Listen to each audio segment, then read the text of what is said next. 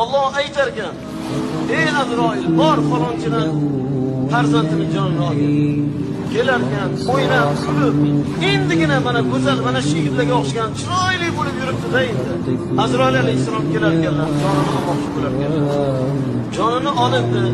Alloh taolo bilib turibdi hammasini. Bandam nima deyapti? Ya Robbi, senga hamd aytyapti.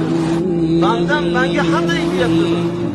Uni ko'zoridagi gulini, pishgan mevasini, ko'zini qorachig'ini, qalbini mehrobini yulib olsam, u menga hamd aytyapti, hamd aytyapti.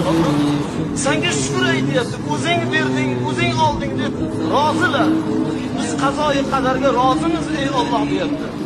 Alloh aytadi, "Guvoh bo'linglar, bu bandalarimning gunohini kechirdim.